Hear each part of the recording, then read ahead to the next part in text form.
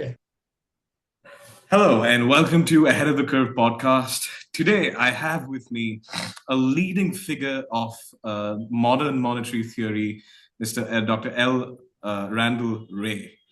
He is a distinguished professor, and he's one of the leading proponents of alternative monetary theories in its revival of chartalism and its reconception of the monetary aspect of the economic machine as a whole.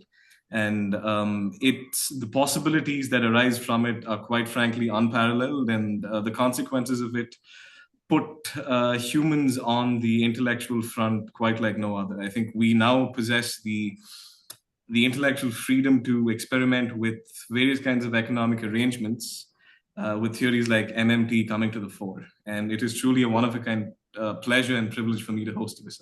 Welcome to the podcast. Thanks. To start off with your work and how you actually came into MMT, I think MMT as a separate heterodox faction, it didn't follow the same trajectory as, let's say, the post-Keynesians or let's say the Austrians. It had its own path. It had its own making. So when you were a student, how did you first chance upon this idea, and how did you gravitate towards it? And were you educated in an orthodox environment, in an orthodox economics environment? No, from the very beginning, I didn't study economics as an undergraduate. I had no economics courses. I started studying later, several years after I graduated, while I was working full time in a sort of a engineering department. Wow. But I was doing cost benefit analysis for them, costing out curbside recycling programs, uh, Okay. writing the specifications for garbage trucks, things like that. Wow. And I I asked my boss what kinds of courses might be related, so I would take courses at night, and he told me, "Oh, economics." And so I said, "Okay," and I went to a state school, California State University, Hmm. near where I worked, and it just happened that that department was full of heterodox economists. Amazing. They offered a master's degree, not a PhD. Hmm. So I entered and I thought I would immediately go into the master's program, but of course they said no because you don't have any economics. So Okay. I had to start with the undergrad courses. I took them as quickly as I could, Hmm. and then started taking graduate courses. And we were very fortunate because we had institutionalists. Yes. Mark Toole had just become the editor of the most important institutionalist journal, Journal of Economic Issues. He was one of my professors. Wow. John Henry taught the course in Keynes. Hmm.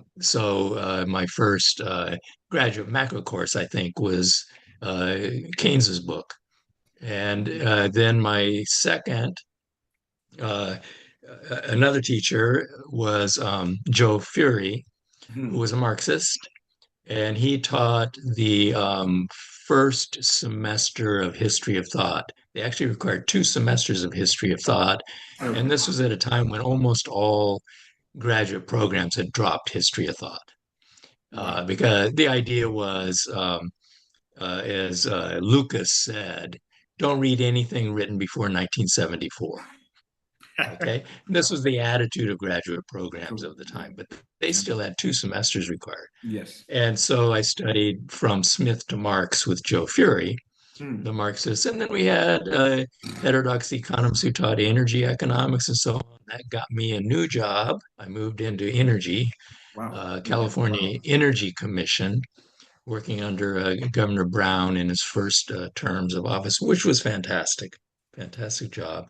Amazing. So anyway, I took basically every course that they offered, and they kept encouraging me Hmm. to go for a PhD. That had never been a plan for me. But I applied and I ended up going to Washington University to study with Hyman Minsky. I didn't really Nice. know post Keynesian work. I had studied much more institutionalist and Marxist, but Yes. also Keynes. And John Henry told me the best economist in the United States, It's had. probably anywhere in the world, who knows Keynes is Hyman Minsky. So Yes. I went there, and that's where I learned post Keynesian economics. Mm. But most of my early publications were institutional theory. Then I published some post Keynesian. Hmm. Uh, I um, published a book on Minsky. money. Yes. No, no, on money. Come on. It was credit and state theories of money.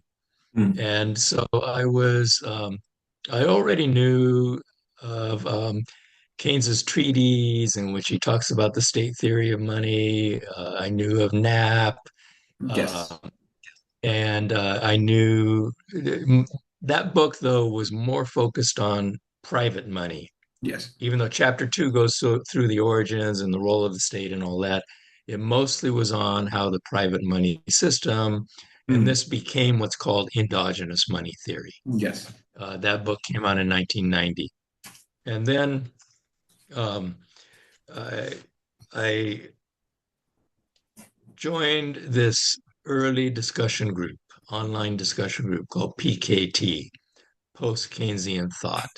There was an online That discussion group dedicated to Yeah, post-colonial thought. Okay, wow. yes, there had been some before. There was Penn, Progressive Economist Network, Okay. which had a wide variety of heterodox. I met the prominent Marxists and other radical economists at that time were on Penn. I had met all of them there. And then the post Keynesians decided to start their own. And so a Okay. lot of us moved over to that one. And it was going on probably for about 6 years Okay. until January of 1996. This guy named Warren Mosler came on and he Yes. said, "Hey, I'm a financial markets guy. I have these ideas. Am I crazy?"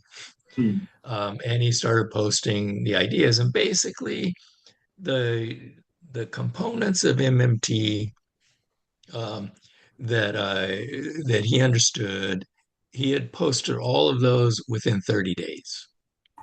Wow. So the idea is that the taxes drive money, that bond sales are a reserve drain, the government can't run out of its own money, Yes. all of this.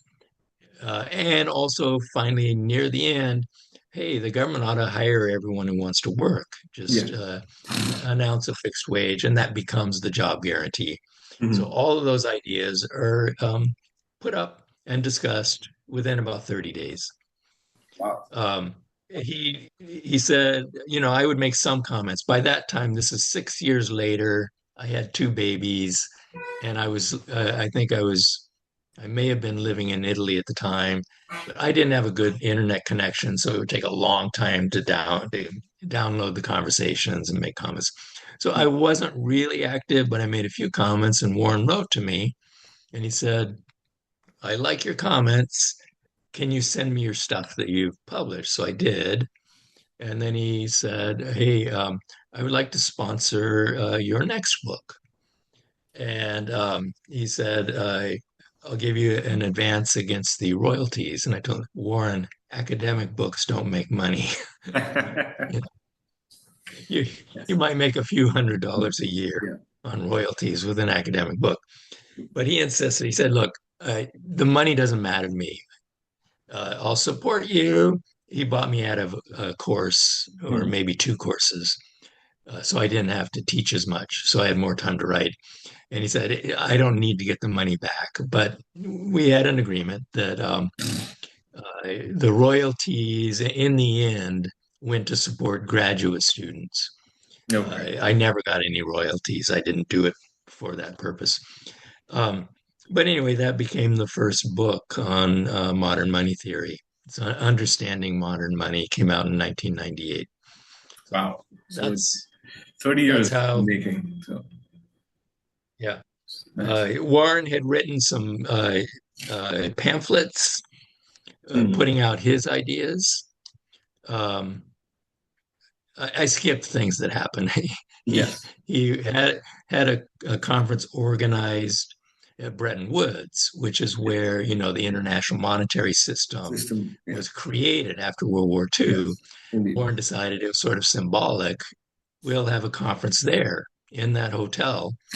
And he invited Charles Goodhart and Basil Moore and me as Yeah. the Yeah. economists. And then he invited a bunch of his financial markets people. Hmm. So we had a conference, and we were, I think we were there sort of to back him up with his financial markets people to say, yes, Warren knows what he's talking about. This is good economic theory.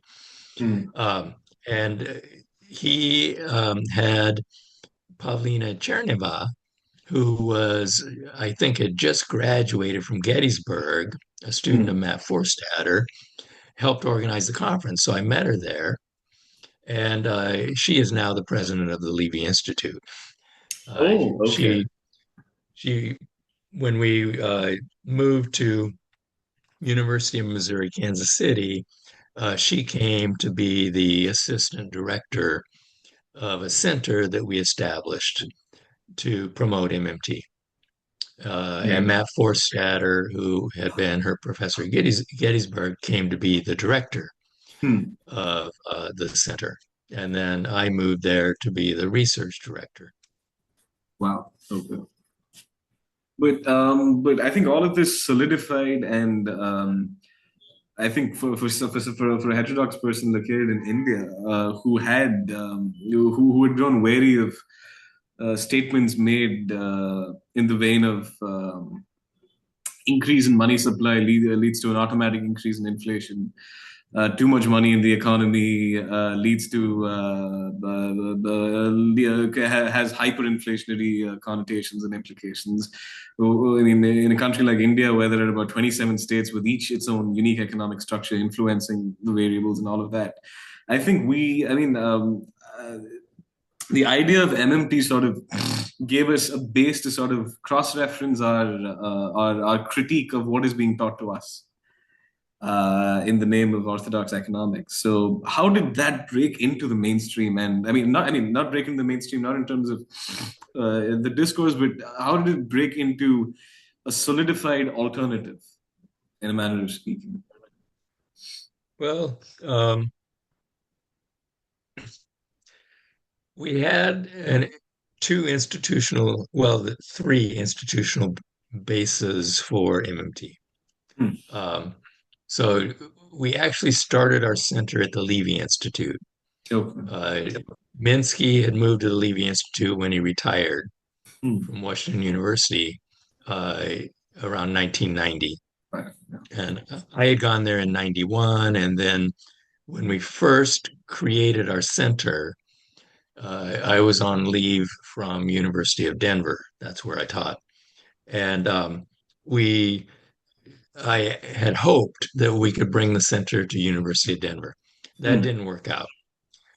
But we had it for 2 years at Levy, then we moved it to Kansas City. But Levy always was an institution where we could publish uh, working papers, policy briefs, and so on that could be related to MMT. And then at UMKC, we had our publications in our center. It was called CFEPS, Center for Full Yes. Employment and Price Stability. And then Bill Mitchell, who had been there from the very beginning on PKT, met Warren in the same way that I did. And Bill was most interested in the job guarantee. He was a labor economist. I Okay. was more interested in the money part because I was a monetary economist. But anyway, he also established a center. And so we had three places where we could work, where we could have students at Kansas City and his in Newcastle, Australia. And we had an institutional support Mhm. to put forward these ideas.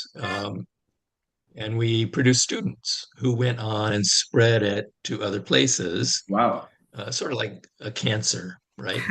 We're spreading this MMT Or at least the cure cancer. to a cancer, which is Well, yeah.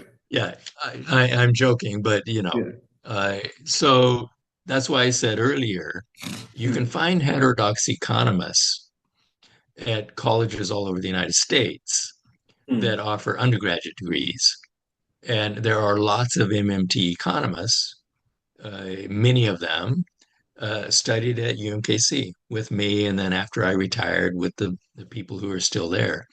So that's how we spread through academics by producing students.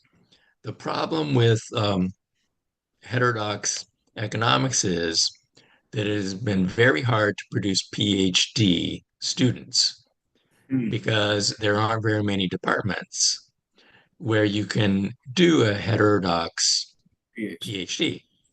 And so, for example, institutionalists used to be the dominant school in the United States until World War II. Institutional was dominant, not neoclassical. Wow. Neoclassical was a British approach. Hmm. Americans didn't adopt that. Okay. Um, but after World War II, because of the success of the New Deal and the ideas, That um, came out of it. Keynesianism became dominant. But it was a bastard version of Keynes. Yeah. It wasn't the Yeah. Minsky post-Keynesian version of Keynes. It was the Yes. Paul Samuelson version. So Version. that became John dominant. Hicks, ISLM curve. Yeah. Yes. Yeah. Um, so the institutionalist problem was they didn't have enough departments to produce institutionalist students with PhDs. Okay. And so gradually over time, institutionalism can't propagate itself. It's Hmm. doing better now, Yeah. and it is spread outside the United States. Uh, the same thing happened, let's say, with Marxists. Yes. Marxists couldn't reproduce themselves. Yes. And then the same thing with post Keynesians. They couldn't get hold of departments and reproduce themselves. So gradually, the people from the 50s and 60s 60s. and 70s, they're retired or dead. So uh, that's sort of what happened to heterodoxy in the United States. Hmm. Uh, Other countries had been predominantly heterodox, like Italy.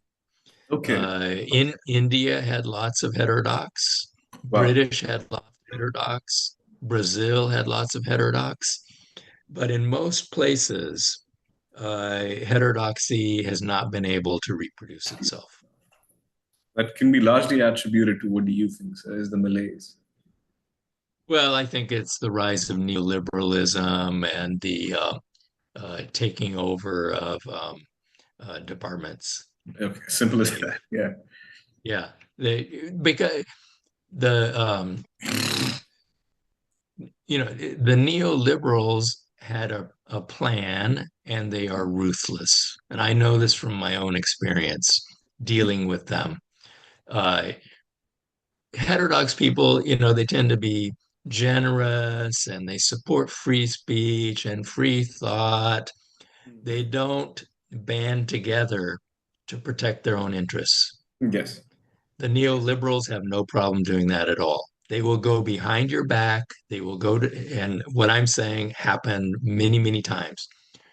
Uh, Maybe you have a department that's 50-50, Hmm. 50 Orthodox, 50 heterodox.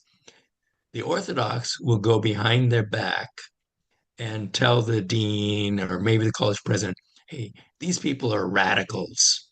They're dangerous radicals. Yeah. They're polluting the minds of the students. Yeah. We need to get rid of them. This happened to me Wow. uh, at, at Denver. Okay. The Orthodox economists did all of this. And the three heterodox economists, including me, all got letters of termination after our first year Wow. because they had all done this. Said, these guys are radical Marxists.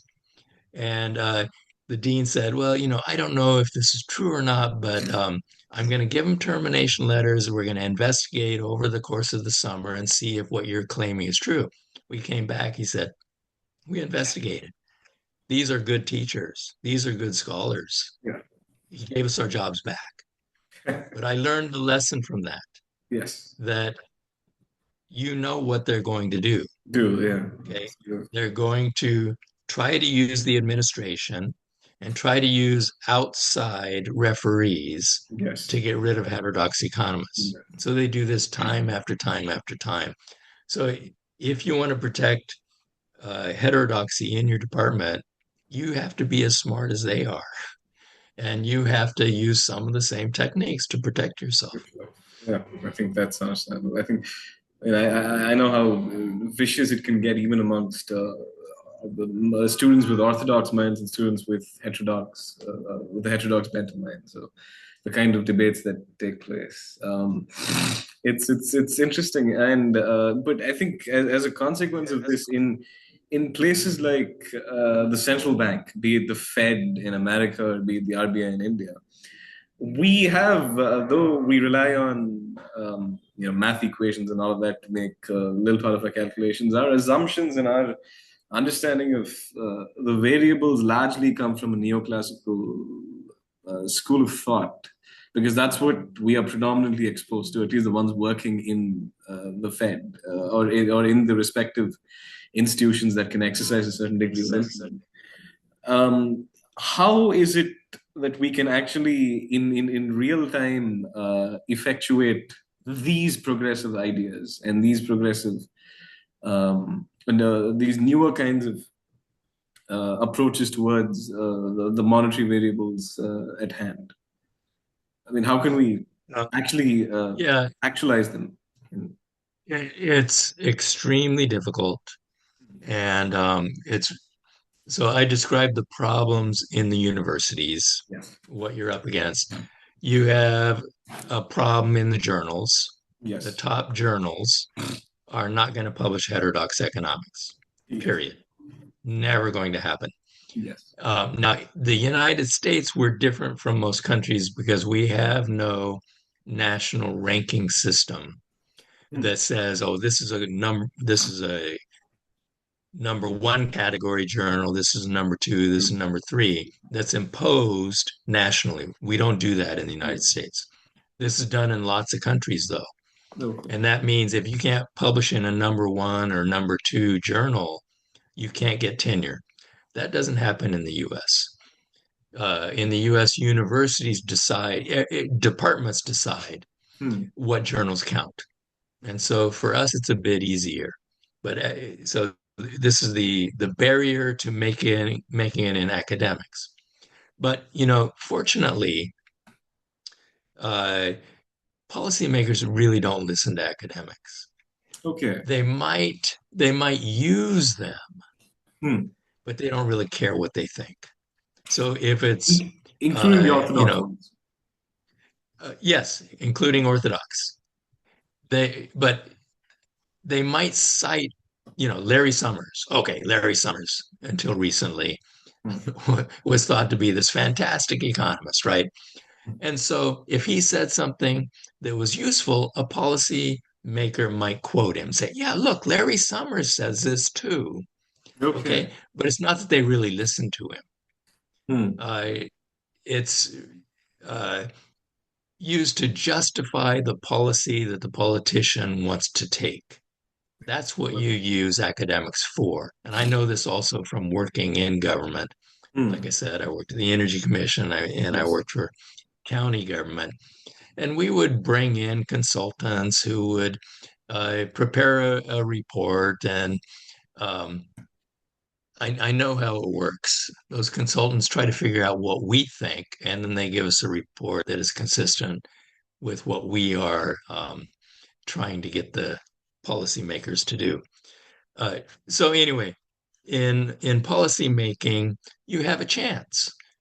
If you have reasonable policy recommendations, then you can find some policymakers who are going to listen to you. Hmm. Okay. So it's a bit of a different story with impact on policymaking. Interesting. A heterodox economist can have an impact Okay. on policy. And then the third place where you need to try to get exposure is with the general public. Okay. because for the most part, politicians are not leaders. Yeah. Politicians are followers. Yes. Okay. They follow what they think their constituents want. Hmm. And so from the very beginning, our center at UMKC, Hmm. um, well, not quite at the very beginning, but very early, Stephanie Kelton created a blog. And we would write MMT, for average people, Hmm. simple, policy oriented, and trying to get the message out to average everyday people. And then they would hold the politicians and academic economists to the fire. So Okay. Paul Krugman uh, was writing columns for the New York Times. Yes. And if he said something stupid like, oh, we need to raise taxes in order to afford this very desirable government spending program, he would be attacked by thousands of people who would write in and say, this is nonsense. Hmm. Government doesn't spend tax revenue. Okay. It's not us that have to do this. He's going to get attacked by people who read the blogs. Okay. And then he starts complaining about how Um, many people respond to him this way, right? So you can get your ideas out to the general public, and they will pressure the policymakers, the politicians, and maybe the academic economists to some extent to look at things in a different way. hmm. Um, But so, what little success we have had in policymaking, I'm not saying we've had a lot of success. but It's yeah. extremely difficult. We've had a little bit of success. It came from um, focusing on sensible policy, getting the message out, and Hmm. then eventually a politician picks it up. Okay. Uh, we had the head, the Democratic head of the Budget Committee, Yes. who discovered MMT, Yes. and he invited Stephanie to come. He invited me to go before the Congressional Budget Committee and give presentations. And I met with him Wow. personally, individually. He completely understood MMT. And he Amazing. said the question is not where is the money going to come from? We know where the money comes from. The Yes. government creates it. The Yes. only question is, do we have the resources available to To do whatever this policy is? So he yes. got it completely. Amazing. Wow. I mean, that's some. I mean, that's a success story, at least for any kind of heterodox economist. That politician is listening and actually. I think most people fail to comprehend, at least from the orthodox folks that I know. They most of them fail to comprehend, but at least in this context, in real time, I think there are people who I mean who've genuinely comprehended it the way it ought to have been. I think that's a fantastic thing. Wow. So I think there is a possibility for us to change the way things work in that sense. Yes. Focus on the general population, on try to get meetings with your local politicians. We did that in Kansas Yes. City, and we were able to sit down and um, talk to them. Uh, of course, local politicians don't make national policy, Yes. so they're limited in what they can do. But at least you can try to get them on the right page, and you know, But some of those local politicians will become national politicians, hmm. and they can take those ideas with them. But I am curious though, on the national policy front, if one were to the predominant ideas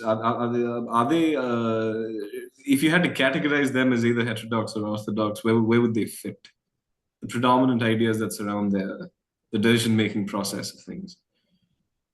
I think the biggest success has been in monetary policy making. Yeah. So you mentioned that in India, the central banks think that money causes inflation, that they control the money supply. No central banker in the United States Thanks. or in Europe believes that anymore. Those Anymore. ideas are gone. Okay. Milton Friedman is dead, Yes. completely gone. Uh, all central bankers now in the developed world know that they set the interest rate. Yes. They have no control over the money supply. Yes. Now, I'm not saying that we did that.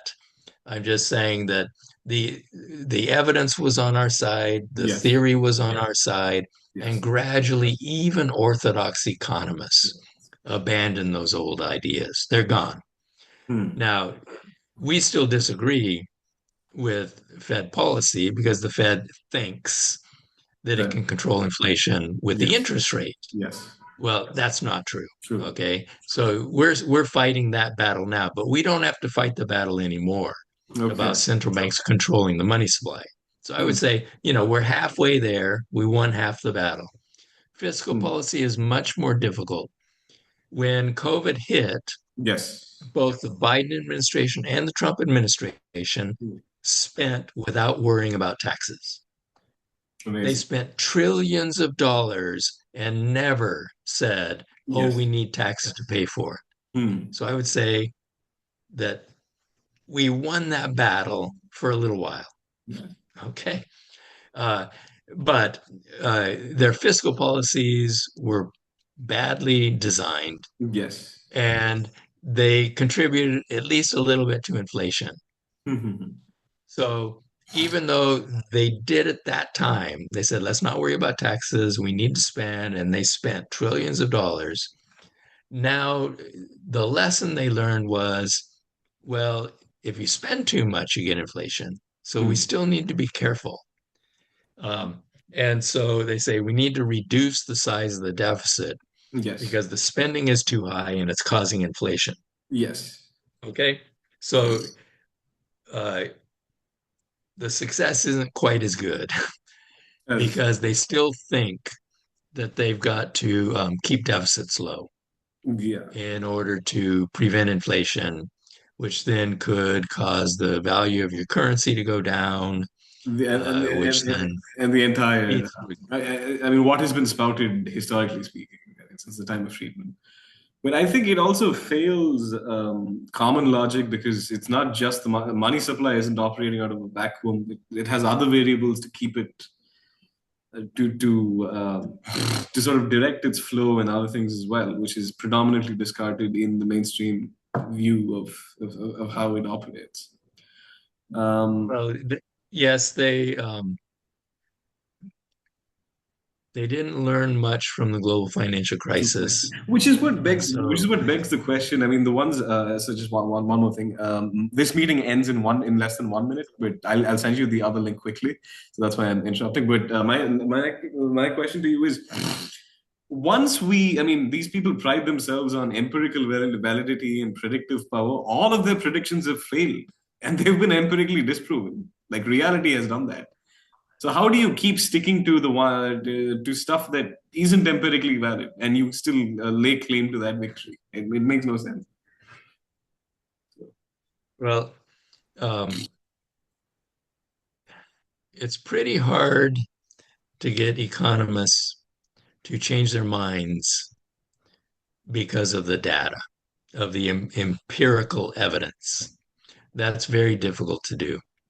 They will continue to believe what they want to believe Okay. in spite of The the data. evidence. Yeah. It's very hard.